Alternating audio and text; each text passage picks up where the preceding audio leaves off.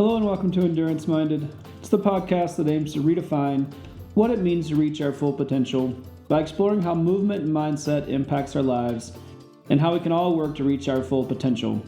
I'm your host, Taylor Thomas, founder and coach at TEC, and on this episode, I speak with Braden Bott.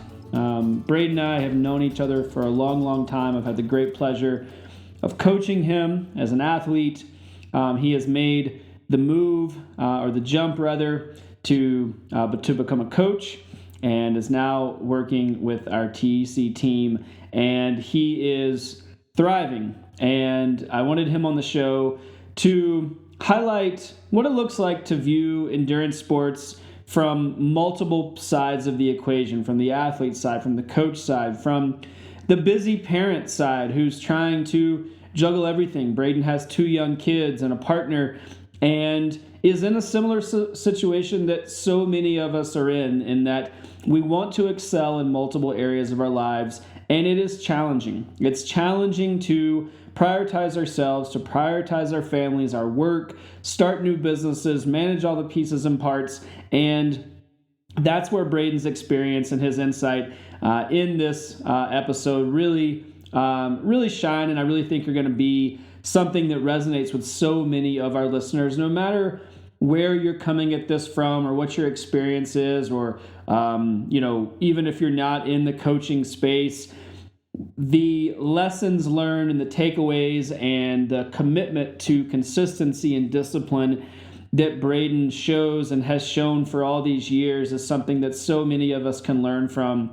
And so I was excited to just explore his mindset and how he's viewed things, and how his perspective has changed over the years as his engagement and relationship with exercise has changed, be that from his beginnings as a road cyclist to a distance mountain bike racer, now to still keeping cycling at the forefront, but more health and wellness and strength training and more athleticism. And then we blend that in with a coach's perspective and what he's learning on that side as well. And just such a great conversation. I love Braden. He's got an amazing attitude. He's always happy. He brings so much energy to every situation and conversation and relationship that he is a part of. So I know that you'll enjoy this conversation. As always, if you need more resources, more guidance, and want to connect with a coach like Braden, you can do that at thomasendurancecoaching.com.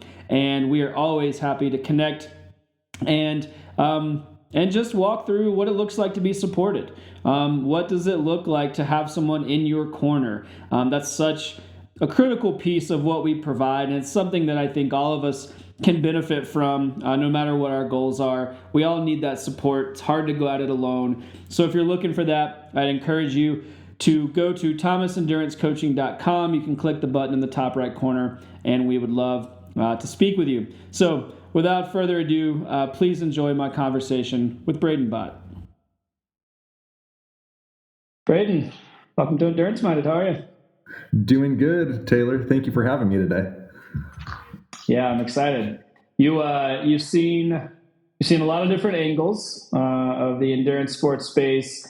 You've been a longtime athlete. You and I have worked together for a long time. I've had the great pleasure of working with you on the coach side, and you also have started to work as a coach yourself with TEC. So there's a lot of you're seeing both sides of the equation here, which I think is going to make for a really dynamic conversation. But one of the things I want to start with that I know is going to resonate with so many of our listeners is as an athlete and as someone who has been on the coach side working with you, you've always managed to be very, very, very consistent with your exercise. And you have a demanding job, and you have a family, you have young kids, you have, most of the things that so many people have that are often disruptive to that consistency. And you have managed to always make that time, carve out that space, make sure your goals are at the forefront. And I know you're super involved with your family and your young kids. So it hasn't been seemingly at the detriment of the other things that you care about. So just walk me through what that process, how do you get there? What's that process been like for you? You've been at it for years now. How do you do it? Sacrifices you've had to make. What has that been like? Yeah, the easy answer is find an awesome wife that lets you to do all of it. Sure, yeah. No, I'm very fortunate to have a loving wife that allows me to do that. I've been an endurance athlete for almost 15 years now, and kind of started off initially when I was single, and I was early in my career, so I was able to more or less merge the two within my career.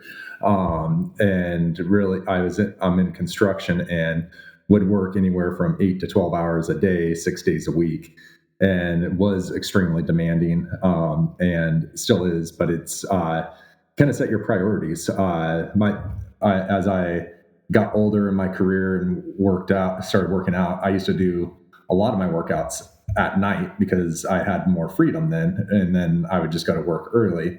And then as my family grew from one kid to two kids, I then realized that nighttime's family time, and you get to spend the quality time with them. And kind of and now I try to get all my morning workouts done in the morning before usually everyone's awake, and that really has helped out. And it's always that grind in the beginning when you wake up at 3:30, 4 in the morning, that you're like, why do I do this to myself? And everyone kind of thinks about it that way. And it's like, I can sleep in till 6 or 7 and be well rested. But then at the same time, you go through your day, and I've become accustomed now to working out. And it's like, if I don't work out right away in the morning, my day's kind of ruined, and I get grumpy. And I enjoy having kind of that balance. And you start your day off early enough, and then usually no one's out there, and I was primarily cycling, so I'd be out on the roads early and everything's calmer. You're not dealing with traffic. But that balance over the last 5 years has been definitely challenged as my family's grown.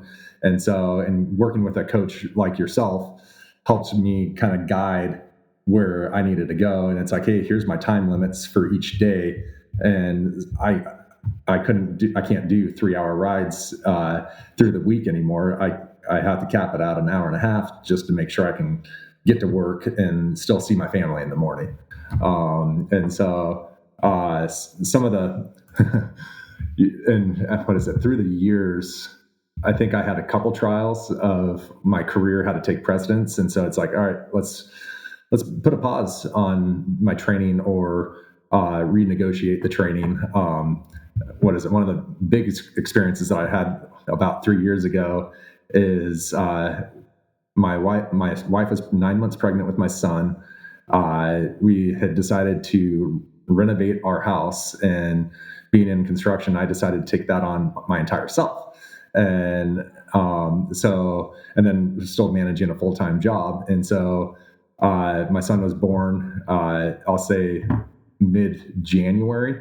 The next week we started demolition of our house, and it was a full process, and I kind of dialed back my training. And I think we went down to 3 days a week, and it just having the open discussions with you of here's what's going on in my life, and kind of laying the groundwork helped me, keep that consistency, because you don't want to get burnt out. And if you're constantly trying to work out every day, trying to always do better than the day before, you're going to get burnt out. And so I definitely had some times like that, and I just had to pause that day and let my body recover and go at it the next day. Yeah.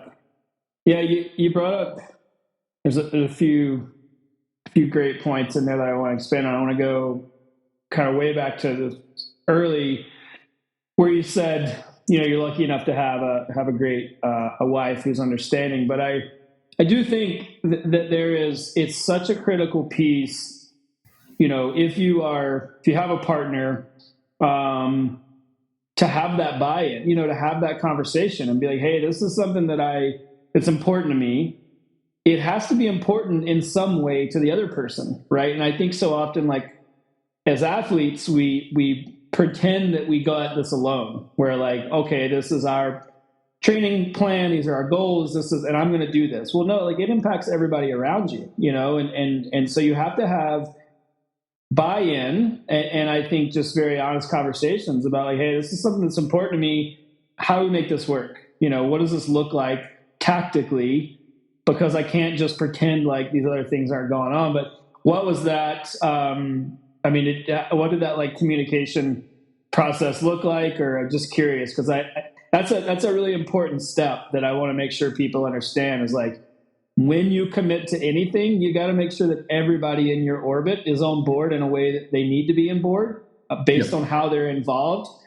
Otherwise, you're just going to be butting heads, right? And that happens so often. Is they're like, "Oh, I can't because I got to do X, Y, and Z." I'm like, "Well, have you talked to that person? Do they understand like why this is important to you?" So, yeah, what was? Were you able to have those conversations, or just how did you communicate that in a way that that was always known that it was important?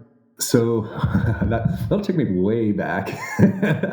So when I first started cycling, I started primarily as a road cyclist, and there was a local group that I rode with quite a bit, and I didn't know how to train. I didn't know what type of training to do. I just went and rode my bike aimlessly, and I think I signed up for Valley of the Sun, and just got completely shelled out, destroyed, and still had just so much fun with it. And then a group of us had decided to do a tour of Gila, and so we did that. And again, I didn't know how to train properly. I didn't know anything about intervals. And so went out there and again just got completely destroyed. Still like had a ton of fun and didn't get discouraged. And that was early on in my relationship with my at the time the girlfriend, now my wife. And she's like, do you really like this sport? Like, are you having fun with it? And then one of the guys that I was out in tour of the Gila with, I started to get to know him, and that he actually coached me for 7 years before finding you. And he started helping me write programs or writing a program for me in 4-week blocks of time. And it was before all this awesome software. So it was all in Excel spreadsheets, and you'd memorize your stuff. But as I started working with him, you started seeing results. And so kind of the conversations that I would have with my wife is, hey, here's kind of my training for the month, and here's my goals. And so kind of that helped to lead those conversations of, I want to do this. Here's a fun race. And you definitely made a lot of sacrifices. Living in Phoenix, you can be distracted, and any city that you have, you can be like, oh, I want to go out and go party. And so it's like, I definitely stopped drinking as much. I didn't party as much. So kind of made some big sacrifices during I'll say my 20s, and decided, hey, I'm going to just primarily focus on my career in cycling. And so that's where I put a lot of focus at. And it was a lot of rewarding. A lot of rewards came out of it. I was super excited about everything, and I did road racing. Got up to category 3 with USA Cycling, and then kind of started changing my tune with road racing, and decided to put more of a focus on mountain biking. And so that's where my love is now. And it's like I love it because you can go out and just hit it hard. You're racing on yourself, but like kind of made those different changes and sacrifices as my family grew, and kind of realized this is where I want to kind of go.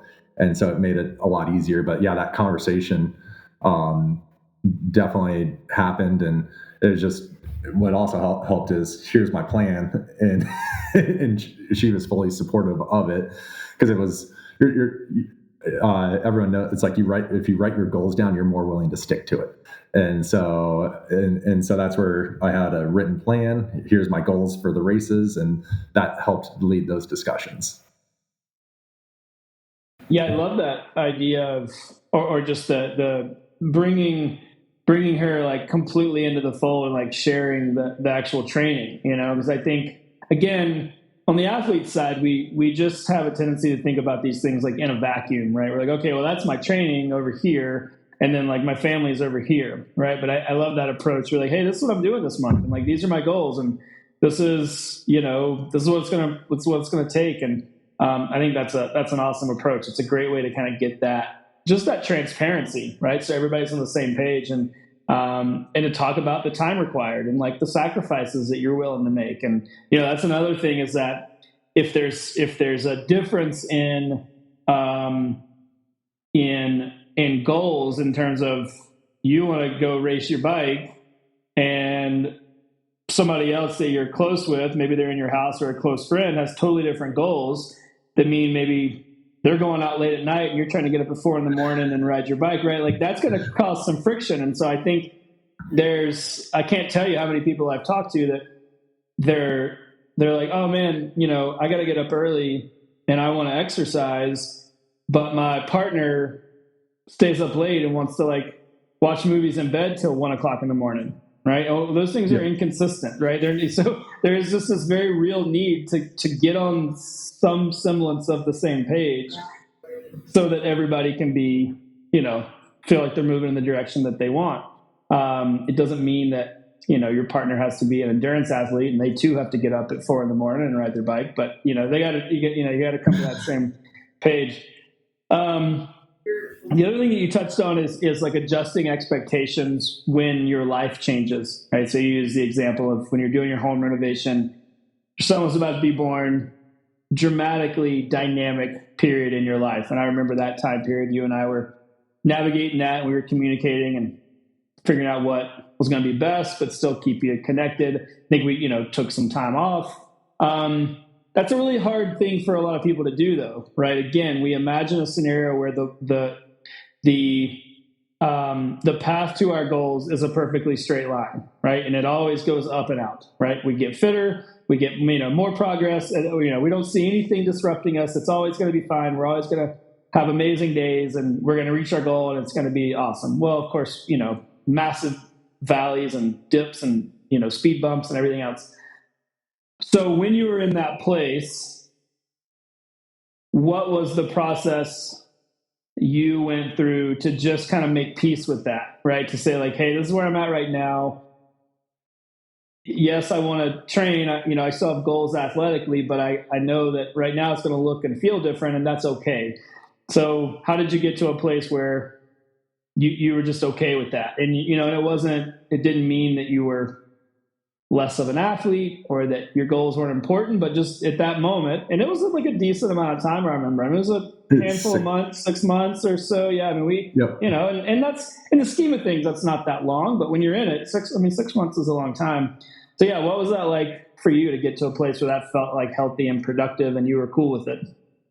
So I think I registered for a mountain bike race, and I was doing the marathon. So it's a 40-mile mountain bike race. And I think I did that, and I was driving home and kind of just came to the conclusion of I'm going to burn myself out. And so it was like, I need to find a balance of, I have a newborn, and kind of the running joke I have with my wife is her job for while we were doing our house was to take care of our kids. And then mine was to take care of the house. And I was like, I didn't know I had a son until he was 9 months old when I was done with the house. And so it's like one of those, oh, whoops.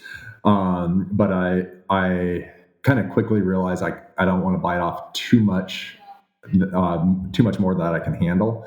And so it's like, hey, I need to go find this balance. And it was one of those, as I was starting to realize my days are going to be really busy, I start at my house, make sure all the contractors are lined up, go to work, come home from work, go check on the house, do some things, do some work on it as well.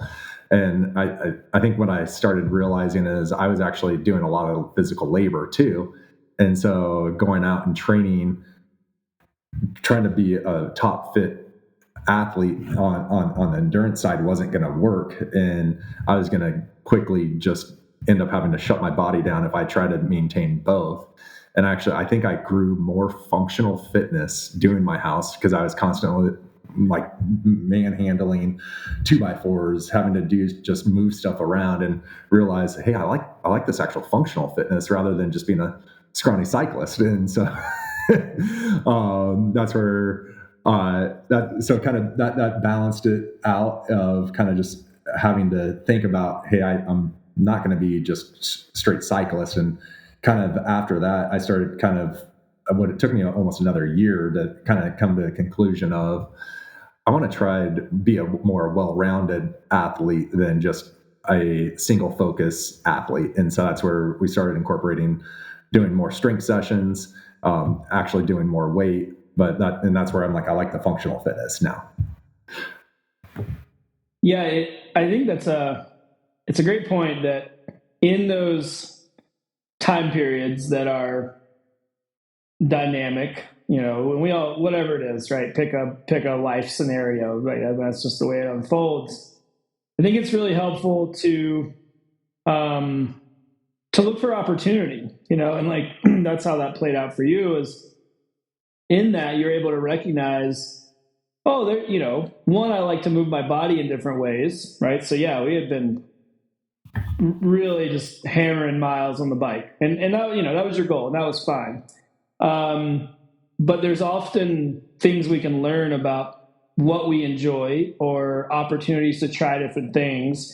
I always tell people, like, when you're short on time, which is typically what happens, right? Something happens in your life. Okay, I don't have as much time as I used to have. Like, where's the opportunity in that, right? Instead of being upset about the fact that you don't have, an hour a day for a workout, or you can't go for 3 hours on the weekends or whatever, are there ways to engage that require less time that actually could open up some new possibilities, right? Some new things, right? If you're a cyclist, yep. Can you go for a 30-minute run, right? That, you get a lot of bang for your buck. Can you get into strength training? Can you swim? Or like pick a discipline, right? It could be anything. And I think that's such a productive way to think about those time periods. It's not a zero-sum game. It's not like, oh, I can't. Doesn't look exactly the same, so it's all for naught, right? No, there's so many ways to engage and still feel connected and it be productive, right? And I think that's a great time period. Was that you said it, but that was like an important shift for you. Ultimately, that really kind of moved us in a direction of more like kind of overall athleticism, and we still had mountain bike goals, but yep. Totally shifted how we focused on the off season and what kind of training we did. And did that feel kind of like a turning point when we identified the opportunity there? Yeah, that was a turning point for me for sure. And it was like, I want to try to keep some of the muscle mass that I gained, and which was minimal, but still is like, and also I have the 2 toddlers I'm chasing around. So I'm like, I don't want to, they're going to be 50, 60 pounds and I'm going to be having to carry them places. So it's like, I'd rather be able to have that physical fitness there to deal with them. Yeah. So that's great. Yeah. I love that. Just again, that there's an opportunity there, and it's hard to see that in the moment, but hopefully conversations like these, people you can recognize for the folks listening that when you're in those time periods, typically there's something to be learned, right? And it's not, I got to get down on myself, or this time period is just going to be a wash, or I better give up and not do anything. Like, no, you can do.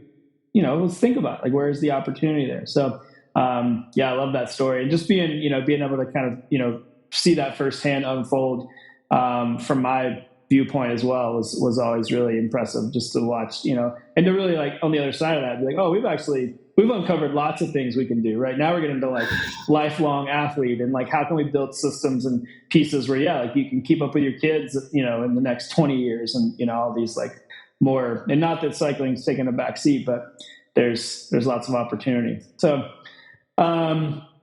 we've talked about the athlete side. I want to switch to a bit of the coaching side, because I'm curious, what that is like from your perspective. So, having seen, had so much experience on the athlete side, and then an athlete working with a coach for so long, what's been the biggest, maybe, what's your biggest takeaway, or maybe even just kind of biggest surprise or thing now that you switched to the coaching side? What's been the biggest, the biggest surprise that you maybe have learned, or thing you didn't expect, or what's that for you? Let me think. Biggest surprise or learns. It's starting to manage kind of the expectations of everyone, and everyone's going to be different, and everyone's drive will definitely be different. So it's how do you inspire them to be the best of themselves, and so I think that what may work for one person may not work for the next, and that's what I'm really seeing. Yeah, what we see on the coaching side, it's there's so much, and this is the beauty of it. This is not a negative thing, but I always say that the last thing we do is write a training plan, right? It requires connecting with someone individually. It requires understanding their personality. It requires building a relationship with that person, understanding their motivators, their drives, their stress in their life. All right, all of this stuff built, and then literally, then you can provide a training plan, right? And then so as coaches, and then certainly on the athlete side, we think about coaches as like the person who gives me my training plan, right? And yes, that's what I call that's the prescriptive component of a coach, is that we deliver that thing. But to your point, there's so much that really, to be impactful, you have to understand and pay attention to, ahead of time, leading up to when you write that training plan. What's the thing that you feel like is the biggest? What's the biggest piece that is important to understand with your coach hat on about someone in order to actually help them, like on the training side, right? Like if you had one thing to know or understand, what would that be? That would kind of be helping them navigate their days. We may write a really good plan for them, and they may not all of a sudden just get hurdles thrown in them, and then it's like, oh, I skipped this workout. The next day they skip the next workout, and it's like, all right, did we allocate enough time for every day, or did we over allocate the time that you're telling me?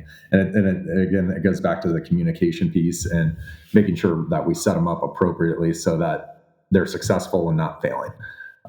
So I think kind of the two big things, it's really the communication and then just navigating through their days. Totally. Yeah, you and I have talked about this, but it's this, can have the best plan in the world, but if it doesn't work with an individual's life, it doesn't matter, right? You really have to understand. And I think it has to be, and this touches on, it really comes back to what we were talking about earlier, is it has to fit into your life. It has to work with your lifestyle. It has to work with the hours that you can allocate in a day for this particular thing. And then when are days where you can't allocate that time, right? Those are rest days. Those are days where it doesn't make sense to try to force an activity if you only have 5 minutes, right? If it's a crazy day, and we all have those. So yeah, I think, and that's the biggest piece too, like on the athlete side, so often we don't want to communicate that with other people because we feel like that's a failure on our part, right? We're like, no, I'll get it done, like at all costs, whatever it takes. And for it to be sustainable, it has to be manageable. It has to be enjoyable. It can't be, I got to get up at 2 a.m. to get this workout in. I'm going to do that for the rest of my life, I guess. Like, no, eventually you have to, like, things have to mellow out. So yeah, what's been your biggest takeaway from your experience? You've been through lots of different seasons, kind of literally, but also like seasons of life, as an athlete, and then now as a coach. What's been your biggest takeaway, just in kind of that, I don't know, just as an athlete who has lots of balls in the air, and is still goal oriented? I think the biggest thing is understand your body at times, and it's being an athlete, and then as a coach, like, you want your athletes to be able to tell you how their body's feeling and how it's reacting, so that you're writing these prescriptive workouts is their body, is it too hard, too easy? And that way they're not going to get burnt out. And that's kind of some of the stuff that I've seen over the years. It's like, if I was constantly doing hard workouts, I'd go get burnt out, and it's just like, take 2 months off the bike. Oh, I don't want to touch my bike. And then it's like, all right, get back on it. And so you want to be able to do stuff in sizable chunks and be able to not be burnt out. Yeah. You put some stress on your body, but have fun with it. Right. Yeah. Again, I think, back to that, it's that sustainable piece, and I've talked about this a lot, and it's really my hope that as athletes and coaches, we can get away from, and we're starting to see a better narrative around this, but get away from this kind of boom and bust approach to being an athlete, which is, I'm going to give it 12 weeks in the build up to my race, and then I'm not going to touch my bike all winter long, right? Or I'm never going to touch my running shoes until the next 12-week time, right? And it's just this constant like over abuse, overtraining, mental burnout, put everything on the back burner, and then you try to make up for that, and and it's just this vicious cycle. And we're seeing again a better narrative around just kind of a more sustainable kind of lifelong athlete approach to just being engaged constantly, and you have goals, you have times when you're pushing hard, there's more effort required, but then it doesn't mean that we totally table that thing when, right after a race or right after an event or right after whatever. And so, I think one of my big hopes and goals is to help people see that actually having that as a consistent touch point is about so much more than just fitness. Like there's an importance in carving out that time for yourself and like how that shows up in the rest of your life.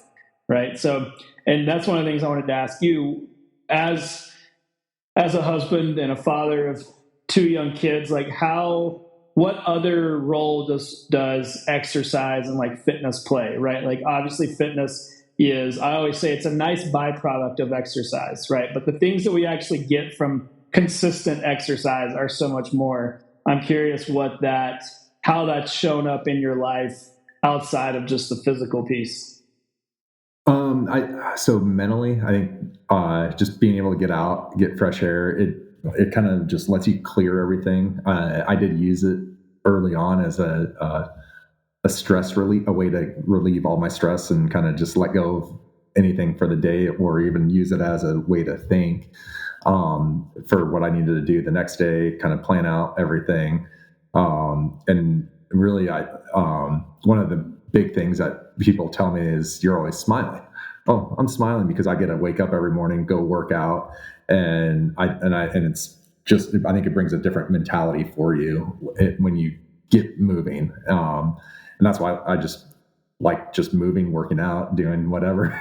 But I think it also, with like, I've had times where I'm working out in the garage and my daughter will wake up at like 6 a.m. She'll pop out there and will start working out with me. I'm like, this is awesome. And so it kind of I'll pause it or slow down my workouts. And then she has a mat that she'll bring out and put next to mine. And then I actually ended up ordering some smaller kettlebell weights for her. And so I'm like, here, let's do what daddy's doing. And so like that now is kind of, I'm inspired to be able to teach the next person and get them inspired.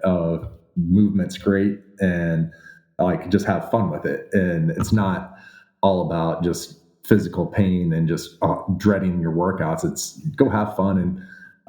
And my son will actually come out every now and then too. And, I have battle ropes that I use in my garage, and they'll be like, oh, I want to do the ropes. And so you just kind of go there and teach them how to do them. And it's fun. It's a fun thing for me to do, and puts an even bigger smile on my face having them out there with me. I love that. Yeah. I mean, you can't overstate the importance of, or just the value of like including everyone, and like, I think it can be a family activity, and it doesn't have to be, like you said, you touched on something great. It was like, the amount of suffering in a workout is not how we quantify whether it was like productive or not, right? Like the most productive workouts are often the ones we share with people in our community, or like our family, or like young kids, or, and yeah, maybe you had to slow down, and maybe it was, you would have had a slightly higher intensity workout or whatever, but the sum total of that experience is so much greater than like the little minuscule level of fitness that may or may not have been eked out of like, a slightly higher intensity workout. And I think that we put so much pressure on ourselves oftentimes, right? For like, we think that every workout is like make or break, right? And I think if we can do anything as coaches, it's to help people relinquish the pressure that they put on any single session, because fitness is made in, long periods of time, right? One workout doesn't move the needle. It's the consistent one workout, week after week after week after month, and so on. But I just had another thing pop into my mind, and I thought, with someone, this happens all the time, as you know, well, no. I love it. Someone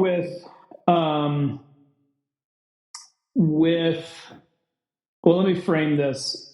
Often people that are, what we see with TEC and the folks that we work with on the athlete side, there's often a correlation between people that are interested in dedicating themselves to a goal and improving their fitness and showing up for themselves, and all these ways we could categorize just being athletic.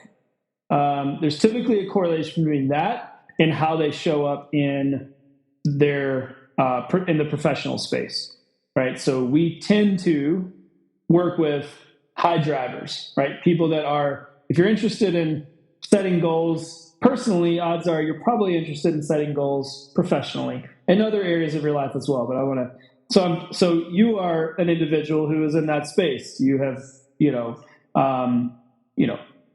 accomplished a lot in your career, and, done different things, and moved up. And so I'm curious how has that played with being an athlete? Like, have you seen those things connected? Are there skills that cross over from like your professional space to the athlete space, or athlete space to professional?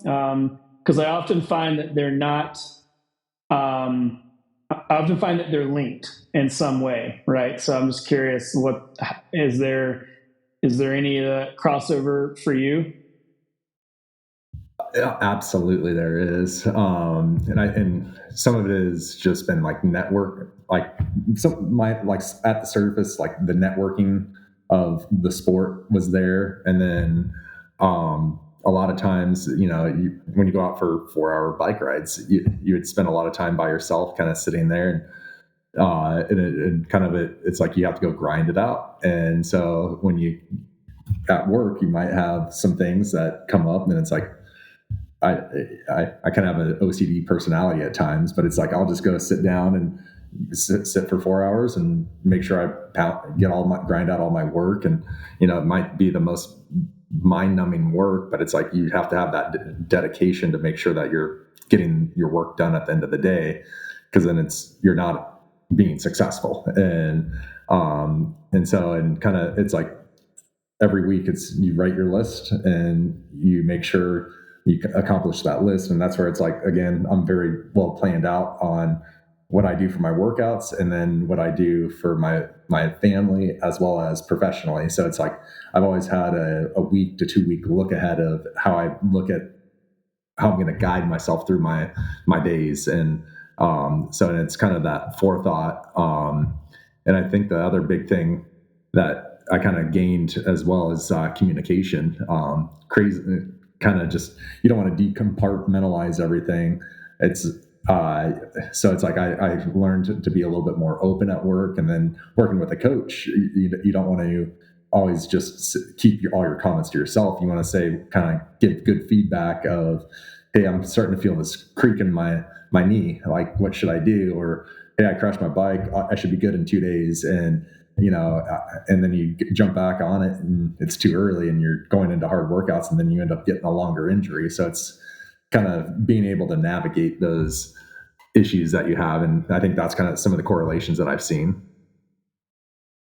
Those are amazing takeaways. Yeah. I mean, the communication piece, I actually hadn't really put that fine point on it, but I think that makes total sense, is that there is that specifically between coach and athlete, but there's even like communication with yourself, right? There's the body awareness and like knowing when you need to rest, and when it's the same thing with work, right? If you're pushing hard and work, like there are times when you're going to need to rest. You can burn the candle at both ends, but there's a point of diminishing returns, just like with training, where you're like, okay, I need to spend some time with my family, right? Like, yeah, I got a lot of work to do, but instead of working Saturday and Sunday, like I'm going to take a beat. And yeah, that's such a great point. And I've often said that that kind of dedication to effort, the effort required to do really great things, is what we can learn from being an athlete, right? And specifically, it's that like it's probably not like the things that really move the needle are not ever as sexy as we think they're going to be, right? Like in training, the things that actually like make us fit are the things we just come back week over week. We come back to week after week. It's the same consistent ride. It's the same consistent strength training. It's the same, and we imagine again this, this great goal, and it, like truthfully, the stuff that moves the needle is the work that no one else wants to do, right? And it's the same thing typically in the career space. Like you said, it's like it's that 4 hour, like, this is going to suck. I don't really want to do this, but this is what it takes, and then that's okay. And there's so much to be learned again from like the training spaces. You're like, is that 4 hour solo ride, was it the best ride you ever had? Like maybe or maybe not, but it's required to move the needle, right? And you do that the next week and the next week. And can you get a little faster? Can you get a little bit more efficient? Can that climb that comes at the 3 hour mark come a little easier, right? So you're looking for these like small benchmarks where you're making progress, right? It's not like next week you go out and you're like, oh, 4 hours felt super easy. I was flying, right? Like you're always looking for these like small wins. It's the same thing with work, right? Like, if you want to progress, it's small wins over long periods of time. How have you, to that end, what's some of the ways you've quantified those wins along the way, right? Like when you're not racing, because there's most of the work is just that process oriented stuff. It's not that sexy stuff. So how have you looked for those wins to keep you excited and motivated and kind of find those benchmarks along the way? So what is it? So kind of going back to like the racing, I'd always, being in Arizona, our races went from January to April. So you would start peaking in fall. So it's complete reverse of everyone else in the country. And so I always kind of lose some motivation in fall going into winter, because it's like you're constantly doing stuff. And so kind of just finding those wins, I think it was just kind of fun. It's like at the end of the week, did you hit your goals? And the wins, I think I would always just enjoy just being out there, so that it kind of give me my wins. But I think if I skipped a workout, I'd be more upset. But sometimes it's like, why did I skip the workout? Was it work related? Was it sickness, injury? But it's like, I'm a very repetitive person. I like having my plans put in place. I'll accomplish those. And so it's like, did I hit 90% of my workouts? I'm like, yep, I'm happy. And it's like, now it's get to go out, and even outside of my workouts, it's like, all right, did I get my kids out now moving? And can I keep, well, can they keep up with me? Soon I'm going to be like, can I keep up with them?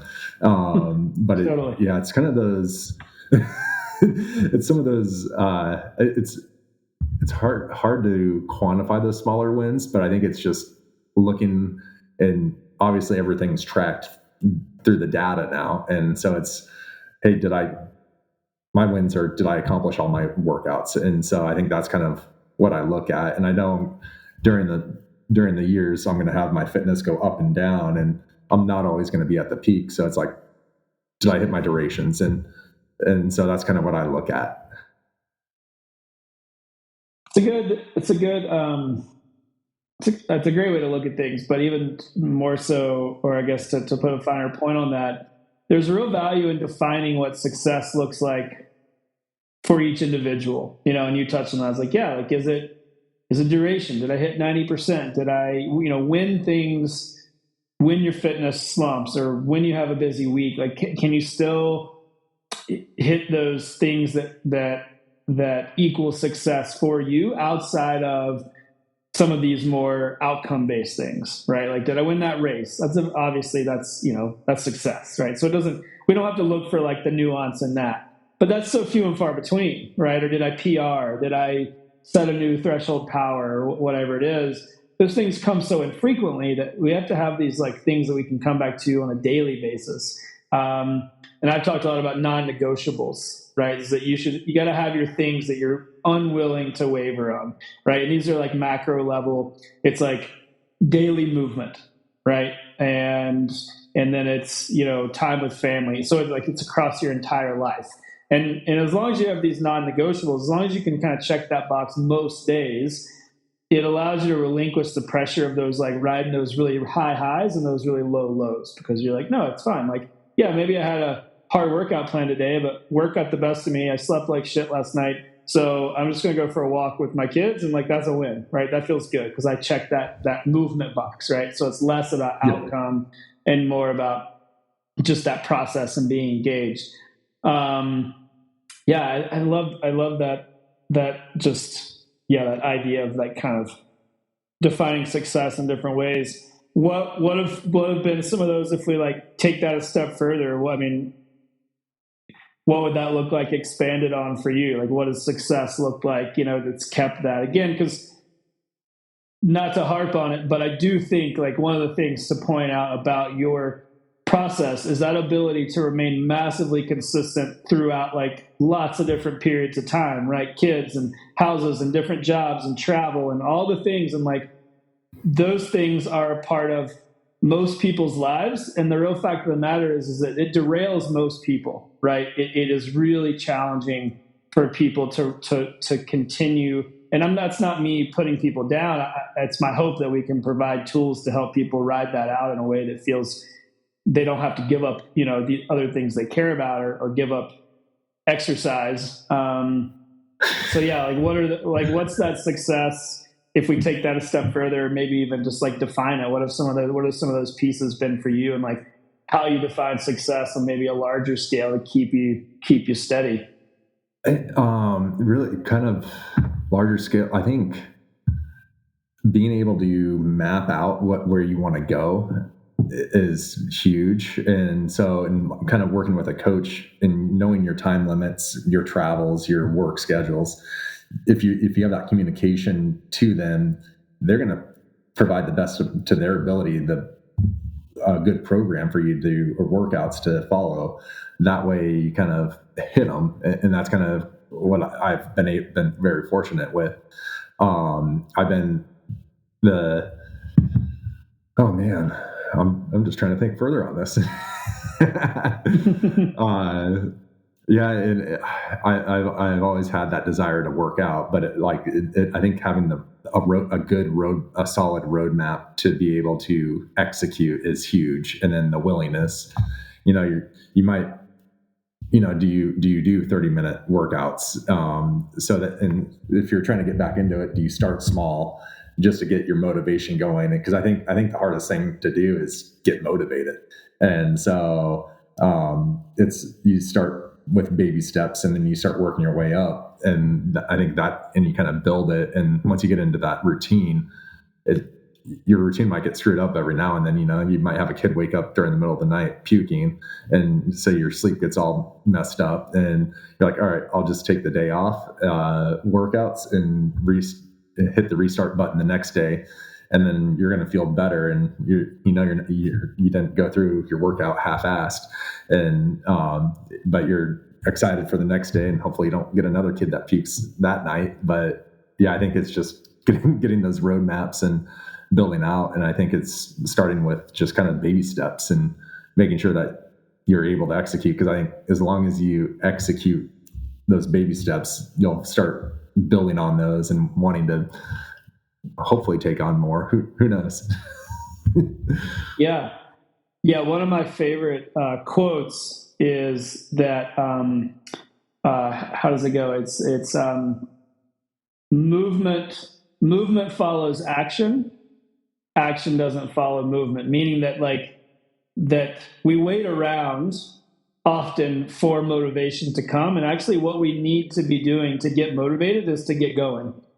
Right. And so, I mean, to your point, doing something, having an idea of what can I do right now, right?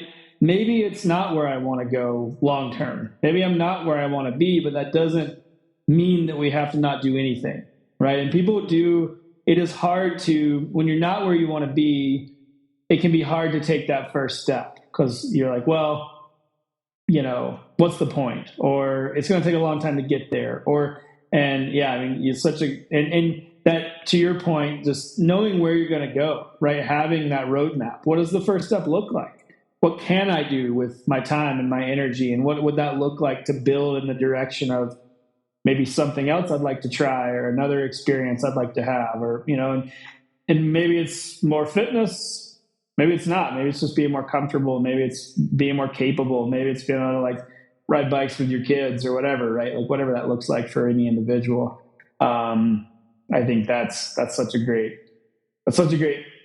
point, is that starting is the most important step, right? And don't wait for the perfect time and the perfect scenario, because it's never going to happen, right? That you gotta get started, and then action builds momentum, and that's the most important piece. Well, Braden, this has been great. Any parting words for our listeners with your athlete or your coach hat on? No, I appreciate having the time, and always push, and I'm excited to be on the TEC team. Yeah, absolutely. No, we're stoked to have you, and athletes are going to be lucky to be able to build a relationship with you and learn from everything you have to offer. So yeah, thanks, Braden. It's always been amazing to work with you, and I can't wait to see where things go from here. Thank you, Taylor.